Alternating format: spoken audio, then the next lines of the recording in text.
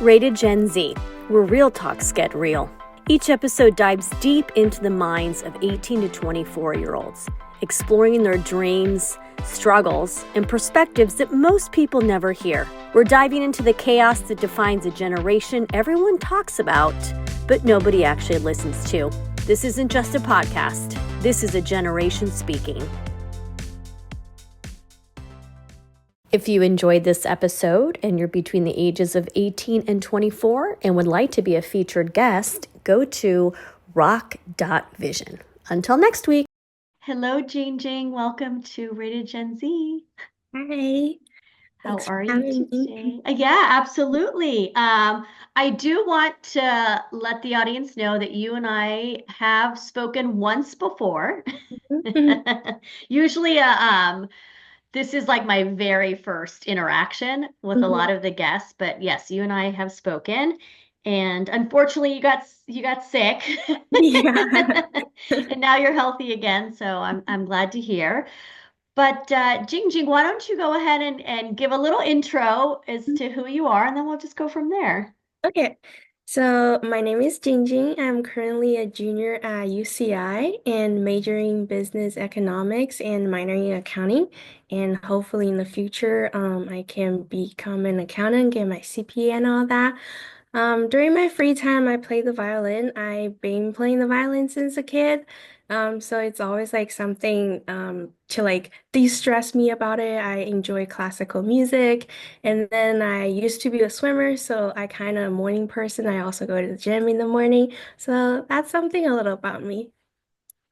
I love to hear that. I love classical music. I grew up with it in the household. Actually, you can't hear because I have my headphones on, but my mom's playing Mozart downstairs pretty loudly. She plays the piano, so I had to learn when I was younger, but typical, I kind of hated it at the time. Yeah. And now I obviously regret not keeping up with it. So with the violin, was Mhm. this something that your parents encouraged you to do, or did you just kind of on your own want to Yeah, play? yeah, I started at 5, so it's definitely starting with parents' Okay. encouragement for sure. I think it's because my cousin were playing it, and then my parents just thought a lot too much people are playing the piano. Like, why don't Yeah. you play the violin? And I was like, okay, whatever. I don't know what that is, so just put me in anything. Yeah, you just give it to me. I'll figure it Yeah. out. Yeah, like we went to the music school and then I saw the piano. I was kind of playing on it, and my mom goes, no, no, no, that's not your thing. Yours is over here. So that's kind of how I started.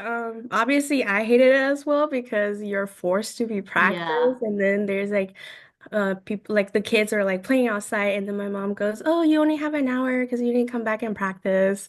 And I was like, "Oh, are you serious like I that?" totally can relate. Yeah. But I guess as I get older, like middle school, I was in my school orchestra, and then hmm were able to offer me like solo parts, and I was like, oh, that's fun. And then they asked me to play a solo during the concert, and then a lot of people like start like complimenting, and then I feel like when someone complimenting something like that, I hmm started enjoying it. So like in high school, like obviously I continued, and then I was able to become concert master at junior year, and then we performed at Strom. So that was pretty fun. Get to like walk out by myself. Like I was like, thanks, mom, for having me practice. Right now you can look back and be thankful for sure. Wow. So the violin, do you have any favorite composers, conductors, players? Yeah, for sure. I had the opportunity, I think it was 2016 summer. It's like a violin master class. So there is a lot of like pretty good violinists around the world came to like give little lessons for us, like performing. And then Mhm. the one of the artists that I learned from, his name is Maximin, and he's Russian Okay. violinist. He's really good. And then there's also, I think, this Korean violinist. Okay. His name is like Koi. I think that's how you call her. And those two, they play really good, and I enjoy having them like teaching and then watching them performing.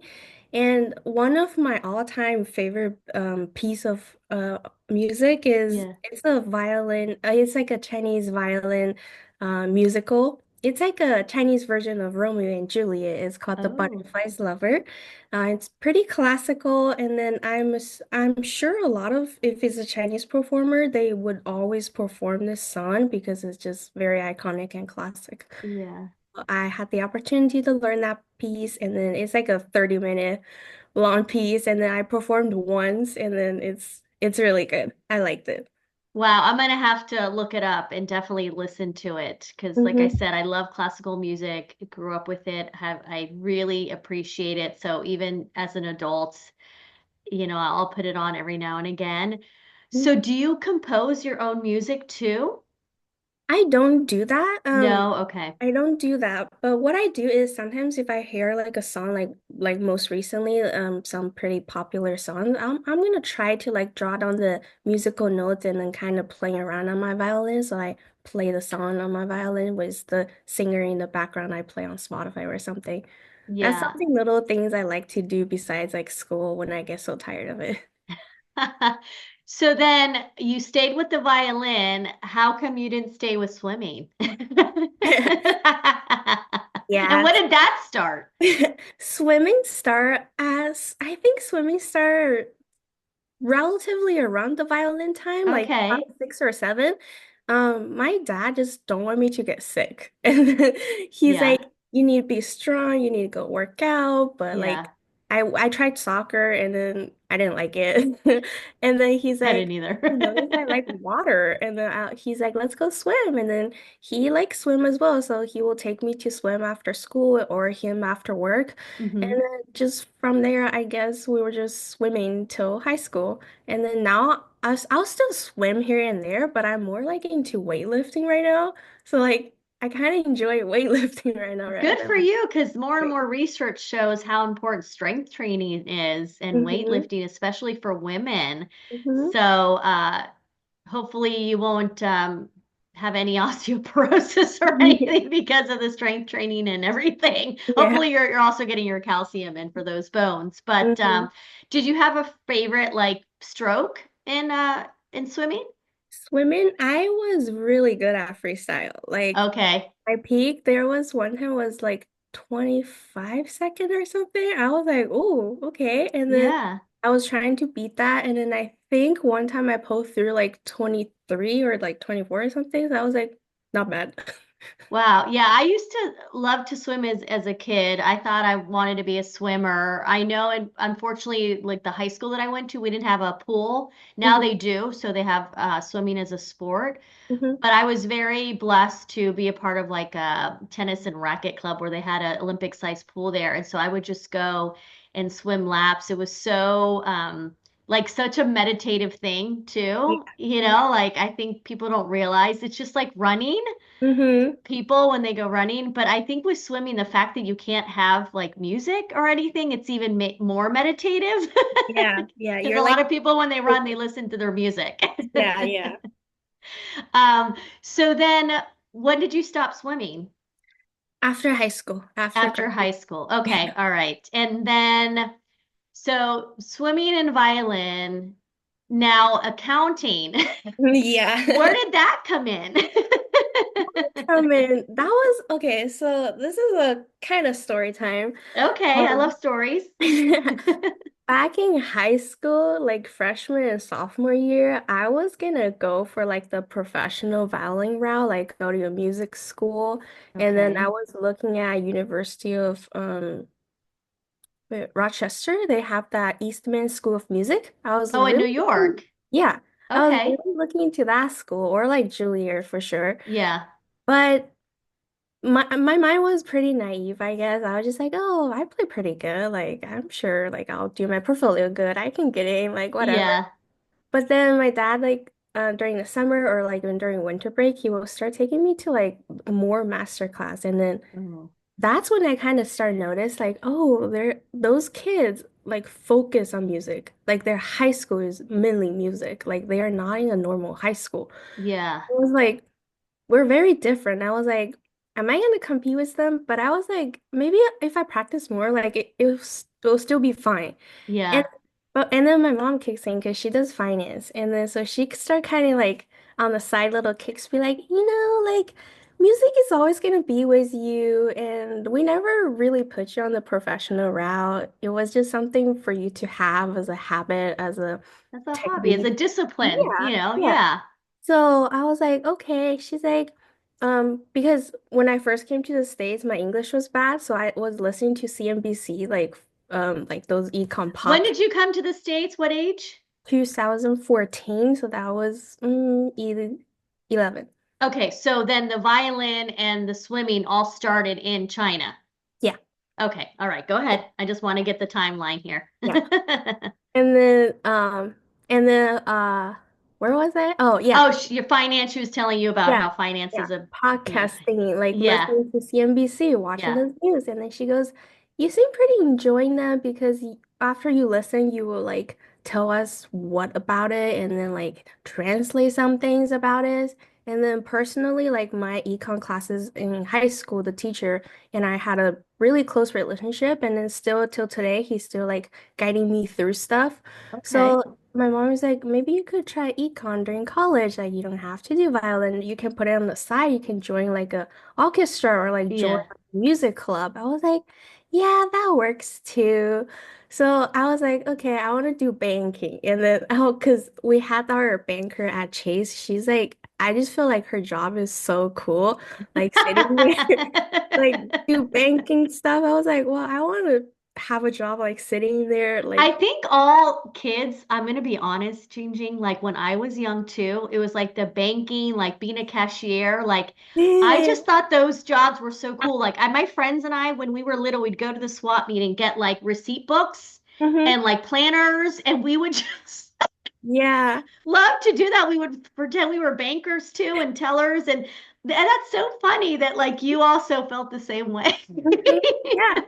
And I was like, having her, she has her title JP Morgan Chase. I'm a manager of this branch. I was like, how cool is that? I want to do it, like opening accounts for people, like Yeah, playing around with those cards. So I was like, I want to do banking. And she's like, okay, like you can try or whatever. At least yeah, out of my mind of art or music. And then like I guess it's like senior year-ish, my dad is like, like there's a thing called accounting. And I was like, what's accounting? He's like, you can't like he's like, you just count like money or like doing tax reports and then yeah, all about numbers and all that. He's like, if you want to do banking, like if you want to go up more, like accounting would be your basic. So yeah. like maybe you could think about that and then start with accounting and then you'll help you in your future career. And then he used the example of his friends who started in accounting, but now he's like a director of some kind of finance. And Hmm. then I was like, okay, I was like, maybe I could start there. And then he's like, yeah, you get a certificate. It's called CPA.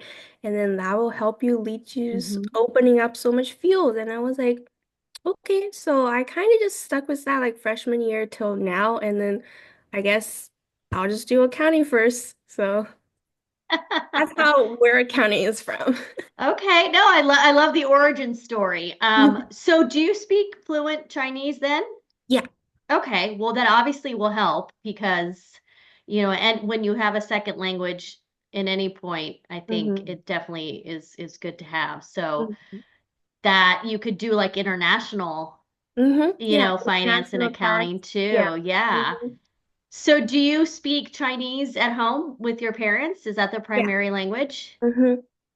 They Yeah. don't have good English, so we have to speak Mandarin to understand each other. Oh, okay, so it's Mandarin. Yeah, so like with my mom, she speaks English, but I always speak Spanish to her, even though she's Hmm. been in the States for decades. Hmm. It's just that's her native language and it was my first language. So Hmm. we still speak it to each other. But I think it's important to keep the language alive and to keep it going. Hmm. How do you feel as a Chinese American? I mean, what's it like navigating the world? Like, I'll say it's pretty interesting because I'm still a bit different with like American-born Chinese because I wasn't born here. Yeah, and you came over here and you were a teenager already. Yeah. So, I mean, it's a significant difference. Hmm. Like I came here like halfway through. Like I did not finish elementary school in China. I was like fifth grade or something, and then my dad is Okay. like, okay, bye, let's get out. Like let's See ya, yeah. China. He's like, let's go to somewhere where you speak English. I was like, Yeah. "Oh, okay." Like we traveled a lot like during my elementary school and then he wanted me to explore like the Western world. And then so we Okay. traveled a lot and then I when he said, "Oh, let's go to the US." And then I was like, my mind was in the travel mood. I was like, "Okay, we go." But then he's like, "Oh, you're actually going to school there." I was like, "Okay, like okay, I'll go to school there." Yeah. And then I walk into my school, and then that school is a very small Christian school. It's called the Aliso Viejo Christian School. Okay. Um, and there is like no Chinese kid. And there's like, I'll say like two Asian kid, but they're not Chinese. Okay. So when I look at them, I was like, why are you guys looking so different than my usual classmates? And when they look at me, they're like, "Oh, she looked different." Like Yeah. we all kind of have this, oh, and the class is very small too. So I was like, okay. And then I still remember like first class is called language arts, but I didn't understand English. So I only understood the word art. I did not understand Oh, language language. arts in the front. So when they were doing little journals and all that, I'll pull out my notebook and then I'll start drawing little pictures because I thought this was an art class. But then I saw people were like writing words on the notebook. I was like, well, what are those? Like, why are you guys Yeah. not drawing pictures? And then I think they helped me with like translator. They were like, oh, I was like, oh, this is language arts. It's like the Mandarin class back in China. I Yeah. was like, oh, okay, so I should start like writing words. And then the teacher was able to give me like a little set of like vocab books. Like I'll just learn vocabulary from there. So like that's how I started. And then since I was like mostly with I'll just reference it like with white people. Like I was Hmm. not in Asian communities at all. Where we live was all white people. We're like the Yeah. first Asian family in that neighborhood as well. Wow. And then, but they're also welcome. And then they helped us a lot, like throughout our time living there. And then when I went to high school, obviously I'm more adopted to like hang out with like white people because I kind of stopped hanging out with Asian people like for 4 years, and Yeah. Well, it was that's what you were surrounded with, yeah, so, yeah, it's natural. yeah. And I will for sure say my high school is also pretty small, but not slightly bigger than middle school. It's called Santa Margarita Catholic High School, Hmm. and I'll say like there are like a lot of new Chinese people just came to for high school education, and then it was hard for me to communicate with them somehow because we have different mindset. Hmm. I had 4 years of here like doing sports, like going under the sun. Like I don't care about those, but they just flew in and then they're like, oh, I kind of don't want to do this, or like, oh, what is this? And then I guess just our thoughts are so different. And then Yeah.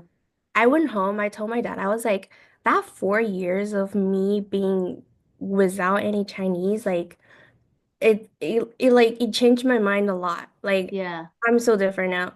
Yeah. Like Well, I I mean, let's be real. It's a very different culture. yeah. And American culture compared to Chinese culture is mhm, very different. yeah. It's like completely off. And then Yeah. I remember we had our orientation and then some kids walk up to me because they look at me as Asian. So they come Yeah. up and be like, oh, are you Chinese? I was like, yes, I am. And then we kind of started talking a little bit, and then they're like, "Oh, I just landed here in the States. I kind of don't understand anything. Could you help?" So I was like, just kind of helping with translations and all that. So Yeah. at the beginning it was fine, but then as time progresses, I just feel like we can't really be friends because a lot of things I like to do, like I'll go swim, maybe I'll do violin, I'll do Yeah. like outdoor, I'll do some lifting. They look at me kind of weird. They're like, why are you doing this? Yeah. Like So why are you assimilating to yeah, like why like the are culture you here? going with white people? Like why are you Yeah. that? They kind of give me a look, and then so that's when I kind of feel like being a Chinese American or like Chinese is like very different. It's Yeah. not it's yeah, we're all Chinese, but things we do, things we like to do, how our family runs is like also different. Um, that's when I noticed the difference, and then I'll say like I'm most of the time I'm in between like fully white people and fully like Chinese Asian people. Like I'm in Yeah. between there. And then it's a pretty awkward position. Like Yeah. I wanted to like it's not that I'm praising, oh, like, oh, I don't like any Chinese culture. Of course not. Yeah. Like I still do my culture and we still have Chinese New Year coming up. We still do all the Chinese celebrations always. But also at the same time, I do sports. I'll be outside. Yeah.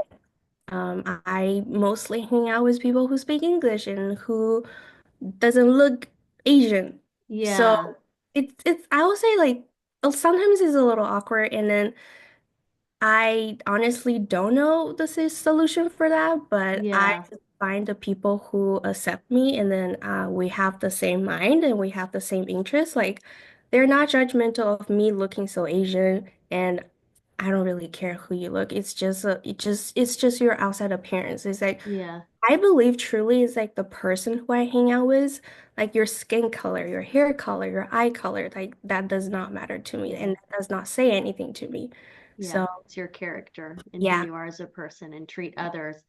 Well, I appreciate you being really honest and transparent about it Mhm, because I think a lot of people, especially in the States that were born here, that live mhm, here, that haven't been exposed to other cultures, we tend to forget or even not even acknowledge the fact that there are so many people from other countries that come here and it is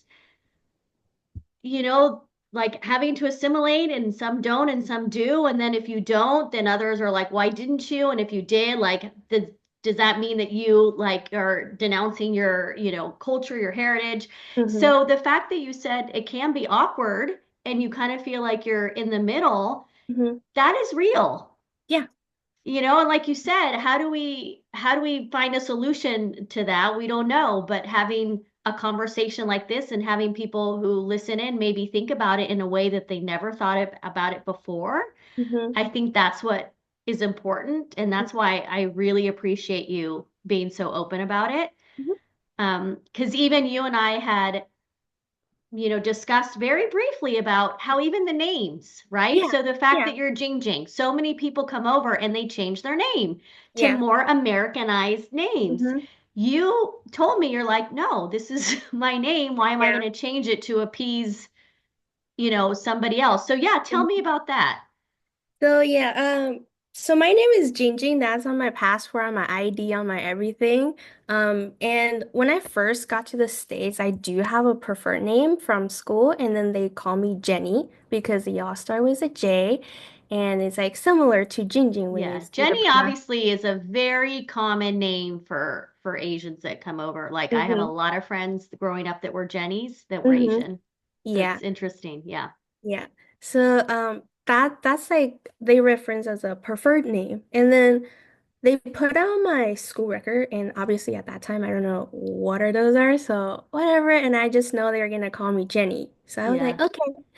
And then in high school when I applied, I applied and then I think I also put Jenny as the name and then I Hmm. assume the high school would know and then but on my graduation like diploma, it always says Jingjing, but still there is a preferred name, Jenny.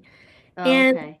yeah, and then high school, I think it was junior year, I met this girl. She came from China. She got here like either seventh grade or eighth grade, so like a little later than me, but still in middle school.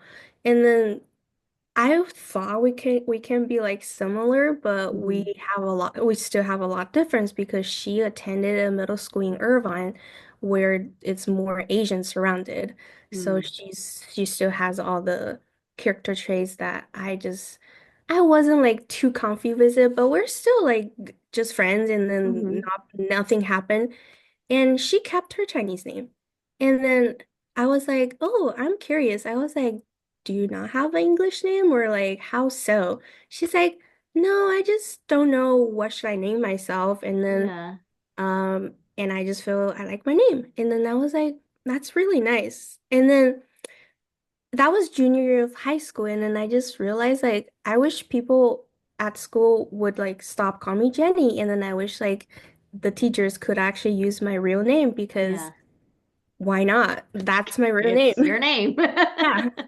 So, in senior year, my econ teacher, which still mentoring, like really important person in my life, guiding me through so I much. love that you have a mentor in your life. Go Yeah. ahead.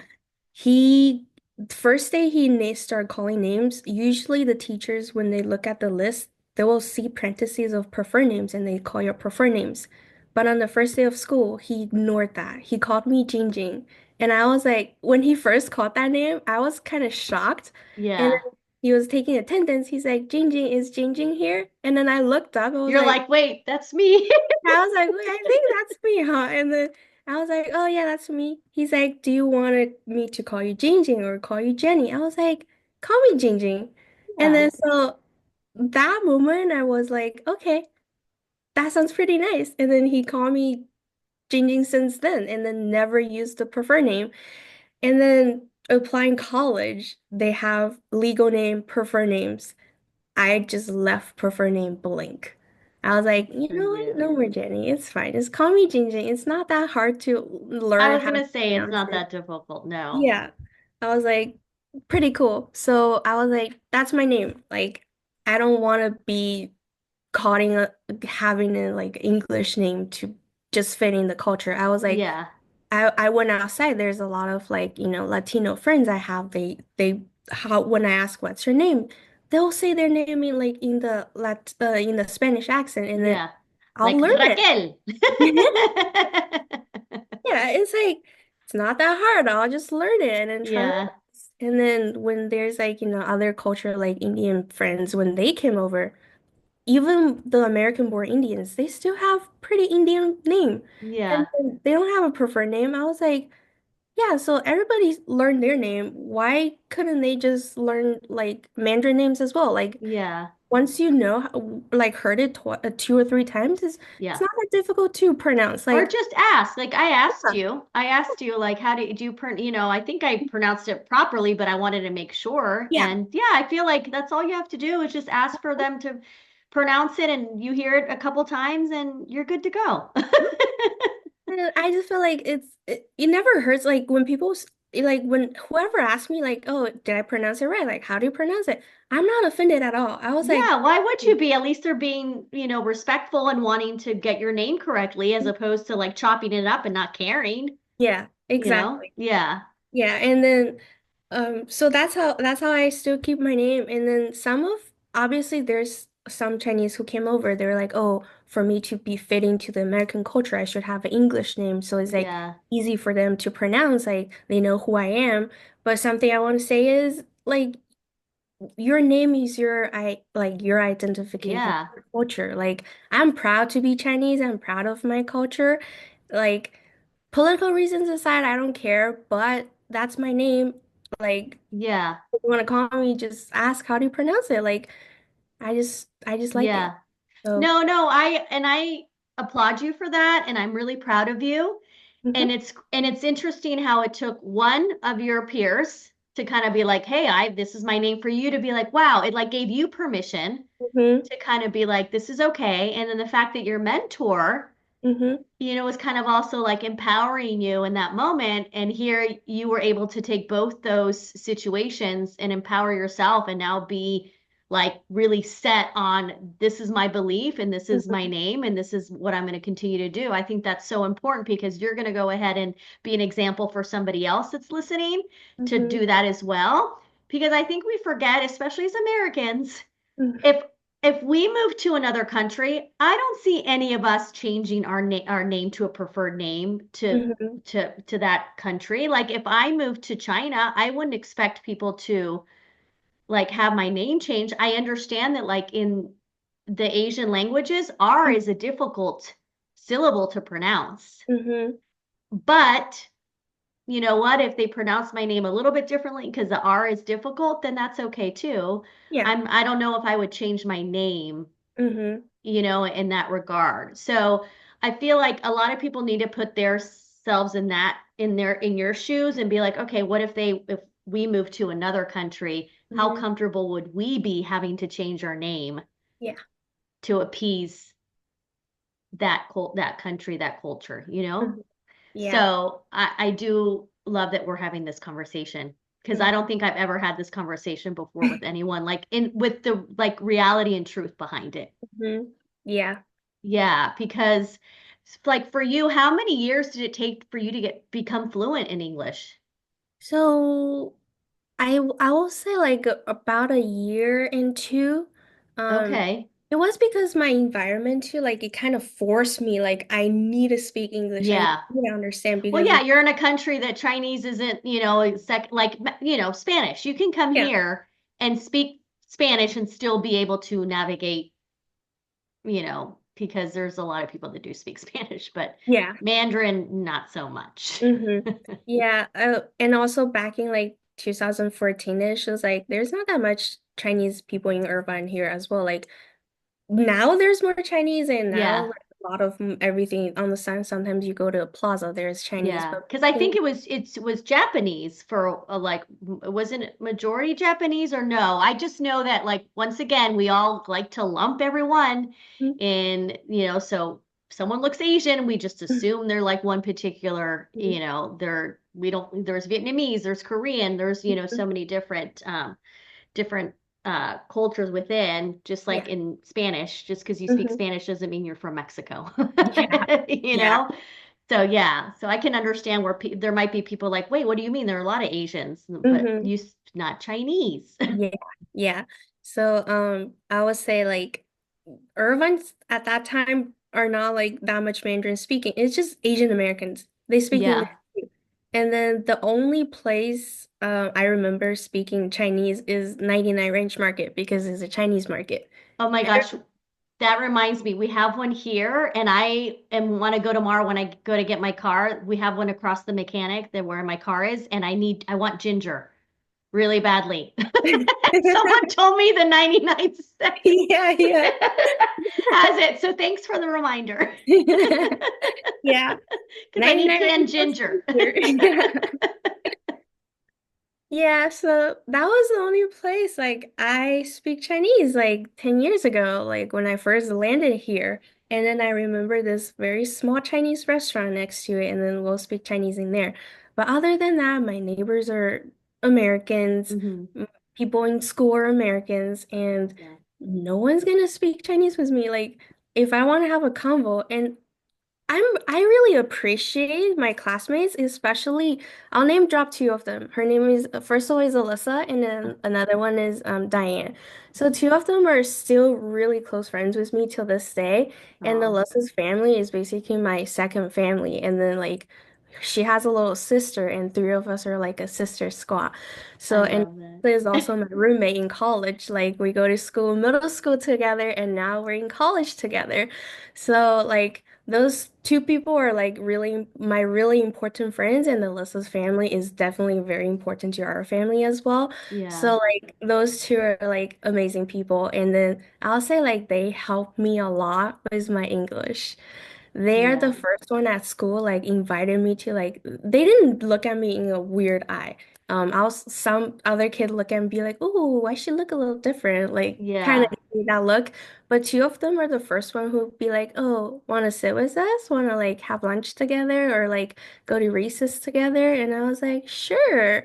And Do you then, know how powerful the line is, do you want to sit with us?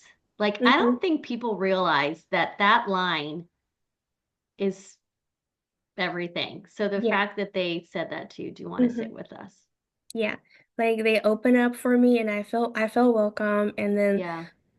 they help the after school. I think it was like later after like first 2 weeks at school, their parents kind of see me start hanging out with their kids, and Hmm. then we kind of said hi, introduced to each other, and then at that time we don't have phones, but we have our little iPad, and then we'll just text each other on the like email account using our parents, and then they would FaceTime me and help me to do like social studies homework, be like, oh, did you understand the reading? And I was like, oh, slightly. Here's like little parts I didn't understand. And then Yeah. they'll help me to explain like easy. And then they just communicate a lot with me, talk to me at school, text me after school.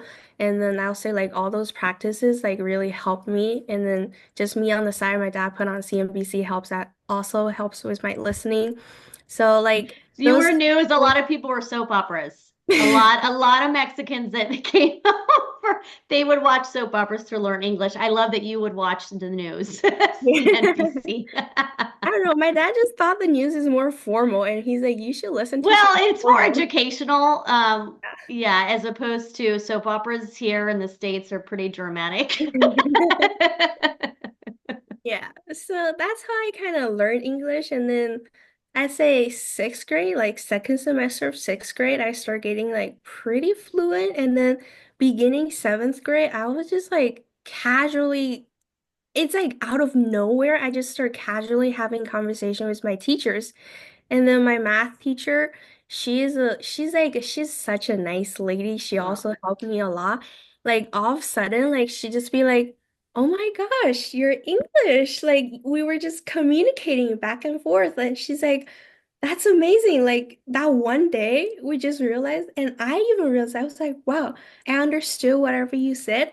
And in my head, I don't have to translate it back to Chinese. It's all English now. so Like, you can think in English as you're yeah. speaking in English. Yeah, I'm the same way when I speak Spanish, I start thinking in Spanish. Mm-hmm. Yeah.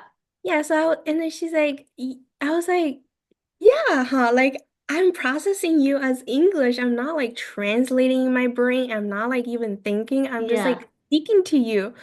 And then it was just that moment I was like, wow, okay, I think I got this.